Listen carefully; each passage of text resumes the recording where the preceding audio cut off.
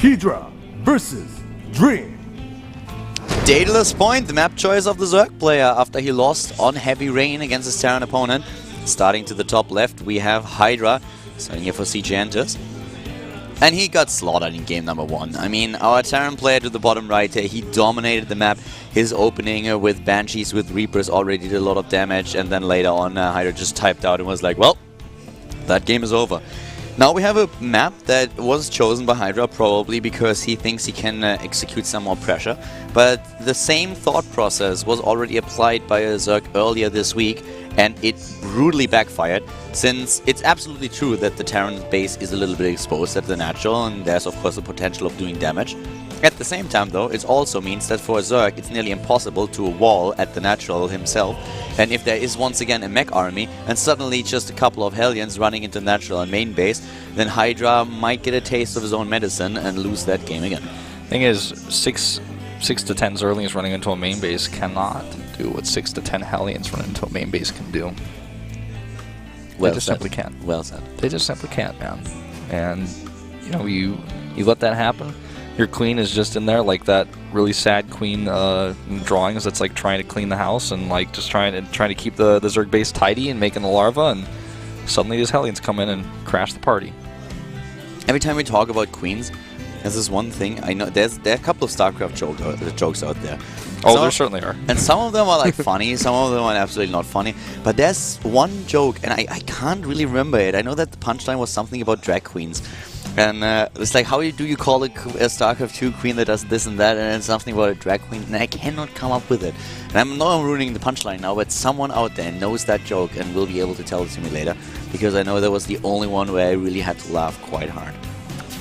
Well, there is a 33 next to that command center, similar to the 43, or 40, was it 44? I think it was 44 that we saw. Still trying to figure out the mystery of Daedalus Point. Could have been 34 also, actually. No, 44, there it is. See? Well, yeah. One thing I've noticed is that both of these are multiples of 11. Oh my god, please don't do that. Don't try to like come for an explanation for the number. That will never work. The thing is, 33 is a prime number, 44 is not. No, 33 is not a prime number, actually. Howard and Kuthropoli tried that with 43 and it never worked out. By the way, it took them 20 minutes, a full episode of The Big Bang Theory, to realize that they have no explanation. He has a bunker here again. Almost makes me wonder what would happen if he made like a second bunker. Nothing, because with the simple Reapers you can't kill a hatch. Well, not killing the hatch, but like maybe you can kill the queen, one of them, or force more micro or more Zerglings. You might be able to force a spine crawler, but that's it. He's just gonna kill these lings that pop out of that egg, that's for sure. Oh, that's an overlord.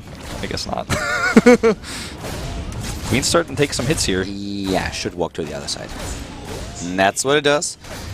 It's a little bit annoying. That bunker is definitely annoying. There's no question about that, but it's also a bit of a commitment. I can't believe he can get 75 minerals back with that bunker so dirty like that. It looks gross. Well, there we go. It has to transfuse now if he wants to. Second queen already moving down. There's the salvage. Just like that. Just like that. Worth it already. Yeah, I mean, the thing is, if he kills one Zergling, that's 25 minerals, so there you go. One Zergling is all it takes.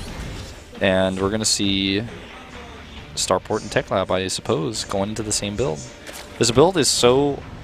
Like, this build was a build we saw every single game in this matchup by Polt with Bio as the follow-up, where he went Banshees and then he used the Tech Lab for Stim. But in Heart of the Swarm, suddenly Terran players were like, oh, the opening is still really good. Like, Hellions are really strong, and then the Banshee helps out. But then we could go mech behind this, and it's like seems to be a relatively new revelation, but it's working out for Terran players pretty well. It's basically what MVP did back in the day. Yeah, in the old days, man. Yeah, he did that, especially when he was in Europe, and for quite some time it became like a standard. I will never forget how MVP was trying to fight Mutalisks with siege tanks. I was a little bit surprised that didn't work out. He lost that Broodlords, right? It was Broodlords back then, exactly. He tried to fight the Broodlords with the siege tanks. That didn't work for him at all. But the Banshee opening is absolutely strong. If you have good unit control, and you meet an opponent that is not really prepared with Spore Crawlers, or at least a fast tech into Lair and Overseers, then you have a really good standing there. Especially when you can damage the queens in the early game. This is going to be... He can't do damage with this game, because... He's going to have extra queens. He's already making one right now. The Lair will be done way before Cloak is even done. The Overseer will probably be done before Cloak is done. And third base is taken much more safely, and he has the creep connecting it. So, and beyond that, I think he lost one of his Hellions, and he didn't move out for like the longest time because of the Ling run by, because of the fast speed. So Hydra is having a much better start this game than we saw in game 1. But he's rushing into the Spire as well, and with rushing I really mean rushing, because he's building that Spire before the 8-minute mark. But to be honest with you, the one thing that I would be more concerned about if I was Hydra is that those Hellions sneak past me and get into my natural domain. Because with the third base that he suddenly builds now, he will have to defend the third and the natural. And that is going to be super difficult for him if there's a high Hellion count. Which isn't really the case right now. It's not like Dream starts here with the second factory, and that would enable him to get really all these Hellions into the game. But he has that Banshee there again and can at least pick off a few drones. Needs an Overseer, starts 1. But it's definitely not going to do as much damage as it did in the last game. That's for sure. Well, that was a game ender last game. This Queen is gone, by the way. These drones are gone, as in that they literally left. The Overseer is not here. Where is it? Where did he put it? He's misplaced it, perhaps. But here we have the... I mean, I'm not even joking. Like, where is it? It's over here, but that's not where the Banshee is. There it is. But here we have the problem that I was just talking about. Those Hellions going into the natural, and now most of the Zerglings are already gone. With good micro, he can maybe even take down the rest of the Queens here. So far, he's losing a lot, and Hydra definitely has a bit of a problem. He's down to 43 Harvesters against 41. And resources lost are already in favor of the Zerg player, of the Terran player, and Dream is not done. He takes out another Queen, and he moves in again with his Hellions. Now there's only 1 Queen left. Well, I mean, right here, there's 2 Queens on the map. Where's the second one? It's got to be coming over. 5 mutas will eventually clean this up, but losing these Queens is annoying inject-wise, and he's going to lose more and more drones. There comes the Queen finally down. His bases aren't connected from the main to the natural. Hellions, where did they go? I guess they went home. Well, the Banshees are on the, the Mutalisk on the way to the bottom, right? And the question, of course, being how much anti-air does he have? He doesn't have an armory, actually, and he doesn't have... No, he has 2. He built double armory, they finished already. Okay, but he doesn't have any Thors started, and he has to use Widow Mines now for the defense. Yeah, Widow Mines, and he gets... No turrets? Wait a second. eBay is not started, man. I thought he had 2 armories in my... No, he does. He just can't. He's trying to get the Widow Mines because he's like, I don't have time. He doesn't even have tech labs on barracks yet. Okay, on the factory, you mean? Yeah, sorry. I'm just like as flabbergasted as Dream is, I think, right now by this fast mutas. But I don't think it's going to matter too much if he prepares now, because the problem is not the Mutalisks. The problem is... I feel the problem that the threat that the Mutalisk pose to the Terran player is less significant than the problem that this army is posing to the Zerg player. Just to put it like that. Because well, yeah, I mean, I see what you're saying. He doesn't have any mutas back at home or anywhere nearby, so he can't defend this. But I don't know, man. I think this could actually just end the game, potentially. No. I mean, not end the game, but like put Dream in such a bad position that, well, not with a repair on this Viking. Forget about mules. The Zerglings is the issue. Like, how get those Zerglings in? The Mutalisk alone won't be able to do that much damage this fast. He needs more missile turrets. Where are those? Where's the ground army? Like, there are the Hellbats. Okay. He's lost a lot more than he should have, I feel. He's down to 40 supply, man. This is not looking good. What I was expecting was him to get his SCVs in the main base, shut the wall at the front, which he didn't do. The Zerglings were getting in, just get the Widow Mines in position and move out. And I think Dream screwed up here a little bit. The problem is that he didn't see the Spire. He scouted in the main base, but he missed the Spire. He's dead, I think. He's going to lose maybe even a command center here. The problem is with 3 CCs he shouldn't be, but it really looks like he is going to suffer too much damage. He might save it, actually. It's going to be close. One Banshee is being a hero. She's like, promote me to captain. Thank you. If he saves that 3rd CC, where are those Widow Mines, by the way? Like, they're still there, but they're on cooldown. Yeah, but where? Like right next to his factories. They're not in his mineral line. Oh, he loses the Banshee now. Yeah, that might actually well be over. Usually, if you save the 3rd command center and you don't suffer this much damage, you should be able to recover from this. But he lost 1 CC and the second one is about to die. Is that actually true? No. That's the 3rd. That's the 3rd, but it's about to die. It's gonna die. He has another one on the high ground already. If I see that correctly on the minimap. Yeah, you're right. Unless it's a new one. I'm pretty sure it's the old one. Now he has only 2, and now it's, yeah. No, he had 2 at the natural, and he flew both back. Right. And that must be the one. Well, Dream is pretty, he's pretty optimistic, starting +1 attack on his armory.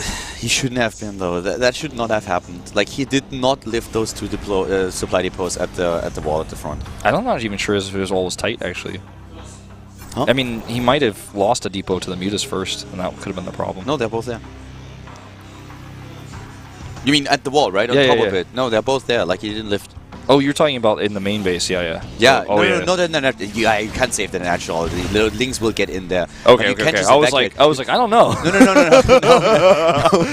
No, Okay, yeah, you just get the now I SCVs understand, in the yeah, what you're when saying. you see that coming, you get the SCVs in the main base. You shut the wall at the front. You put those 2 Widow Mines there. Yeah, Then the yeah. No, links yeah, no, can't you're get in. you're completely Then you have a correct, Hellbat behind that, and then you only have to deal with the Mutalisks. Yeah, And the yeah. Mutalisks do damage. Don't get me wrong. It's not like there was no damage, but he did so much damage with his own army that the damage that the Mutalisks deal is not that as significant once you get the first missile turret and 1 Viking. Yeah, out, no, because then you can zone. I completely agree with But you. with the links in the main base, he lost way too much, and losing that 3rd CC, that kind of broke his... Needs to pull those Hellbats back, actually, and have the Thors fight the Roaches. Well, this is a disaster. This is Dream. If he doesn't actually kill him with this push, it's going to be over, and I don't think he can kill him with this. He had a great start, even with him missing the Mutalisks, if he would have just lifted those supply depots. These Zerlings are fighting the wrong battle. Damages the Thor down to half health, but the SCV is not there to repair. Yeah, it's 66 harvesters against 28. This is game over. This is getting silly. He's gonna type out actually. 2,000 minerals per minute against 700. GG. GG. That's a silly way to lose, but Daedalus point plus not scouting equals sad dream. And also the raise on the depots. The song illustrating what that game was quite well. Like, to be quite frank, he shouldn't have lost here. That was a position where he was way ahead thanks to the damage that he done before. If he keeps the 3rd CC alive and just lifts the supply depot, he's absolutely fine. He's gonna take some losses, but he would be okay. Well, Hydra's got to be happy about this one, but it's not his map pick anymore, and it's Yunsu, a great map for mech, probably the best map in the pool for mech, most Terran players would say. And let's see what style Dream wants to show us here. I think he's going to play the same one, 3 games for 3, and we'll see how good Hydra's defense is, because his defense in the first game was terrible, his defense in the second game was a little bit better, and maybe he can finally get to the max level of defense in game number 3. Maybe he's going up on a curve. We'll see. It's just about if Dream keeps his wits together, he played great in both games, I feel. It's just like the miss on the scout and then a bad decision back at home. I think he was panicking a little bit. But I feel that Dream has very good chances of winning this, especially since it's his map pick. It's a map that he's comfortable with. So I think Dream is going to take this here. But Hydra, let's see. Let's see what he's going to have up his mind in game number 3. Game number 2 showed us a fast Mutalisks tech. What's it going to be here? On map number 3 at the GSL Code S, Dream versus Hydra. Brought to you by Call of War.